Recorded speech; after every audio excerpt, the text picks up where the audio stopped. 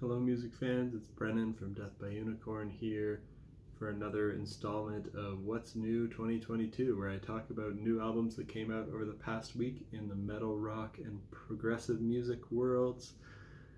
And this week I've got 7 to talk about, and I'll talk about them in my order of preference, starting with King Gizzard and the Lizard Wizard and their album Laminated Denim that came out October 12th, 2022.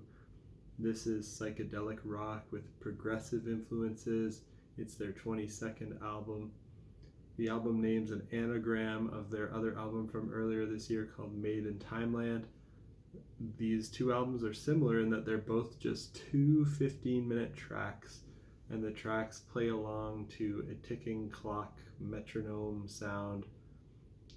So that's kind of what ties those two albums together. However, Made in Timeland is more of their electronic album, but this album, Laminated Denim, displays more of their typical psychedelic progressive rock sound.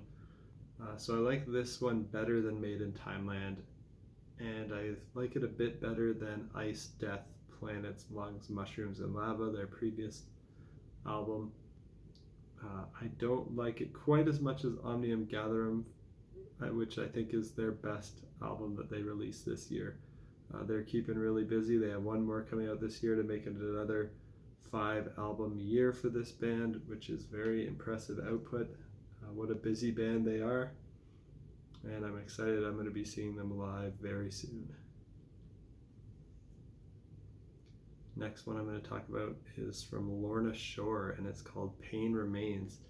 This is their 4th album. It's Deathcore, and Will Ramos is one of the most intense, harsh vocalists of this decade, in my opinion. He has a lot of range in his higher shrieks, low gutturals, pig squeals, and other general animal and monster noises that come out of his mouth. There's some great symphonic elements on here. There's some epic deathcore breakdowns with some slow down parts. There's also some pretty cool and technical guitar parts on here. And then I'm going to talk about an album from Alter Bridge called Pawns and Kings. This is hard rock with some heavy metal, alternative, grunge, and progressive influences. It's their 7th album, featuring Miles Kennedy, a legendary hard rock vocalist. He also played in Slash's backing band, and Mark Tremonti, a legendary guitarist who played in Creed. Together with their bandmates, they make some great hard rock music. It's very melodic and epic. There's nothing too offensive sounding on here, so it's quite accessible and ready for radio. There's no screaming or anything like that, but some of it is progressive at times. Like they use some changing time signatures between 7/8, 4/4, other things like that. So there's still some interesting composition on here for music fans and not just straightforward, boring pop rock. 4th one I'm going to talk about today is from Red Hot Chili Peppers. All these albums except for Laminated Denim just came out on October 14th, 2022. This one's called Return of the Dream Canteen, and it's funk rock with alternative rock influences. Their 13th album and their 2nd album this year. Their 2nd album after the return of their legendary guitarist John Frusciante. And I wasn't blown away with their album from earlier this year. I think it was okay, but it didn't really touch some of their earlier great works from the 90s and 2000s, like Stadium Arcadium and Californication. I really love those albums.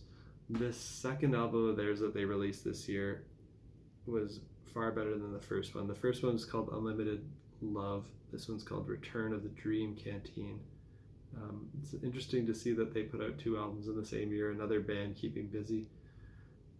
The single Eddie, when I heard it, was one of the best songs that they've released in a while, and I love the guitar solo at the end. But I don't even think that's the best song on the album. A lot of the other songs on the album were really cool in my opinion. And while this album isn't their best work, I think it might just crack my top 5 Red Hot Chili Peppers albums for me after Stadium Arcadium, Californication, Blood Sugar Sex Magic, and By the Way. Those are my 4 favorites. three more to talk about today. The third last one I'll talk about is by David Longdon, and it's called Door One. This is progressive rock with folk influences. It's his second solo album. He was the lead singer of Big Big Train. Unfortunately, he tragically passed away at the age of 56 in 2021. This is his first album released after his death. His first solo album released after his death. I think he also featured on the Big Big Train album that came out after.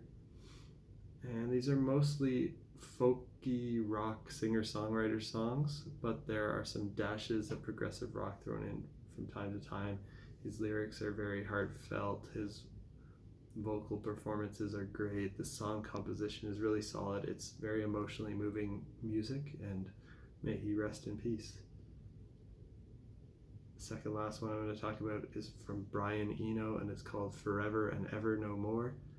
This is ambient music, and it's his 29th album, so he's got quite the big discography. I was actually too afraid to end up liking this, but I did enjoy it.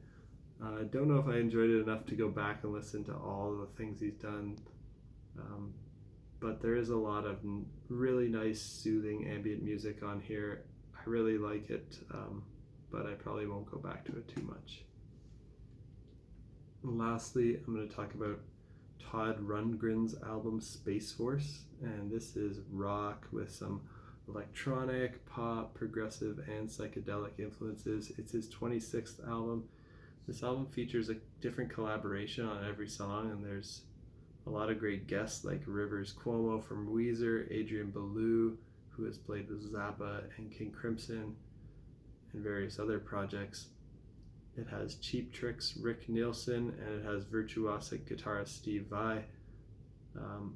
Some of the songs, it's quite a mixed bag. I'd say some of them are good, some are not as good, and some are kind of in the middle, average-ish kind of songs. I didn't really like the song with the auto-tuned rapping. It's not really my style. It's probably not designed for me to like it. So yeah, this one I probably won't listen to again, but there are definitely some good moments. So I still recommend, if this sounds interesting to you, to check it out. And that's it for today. Until next time, peace out.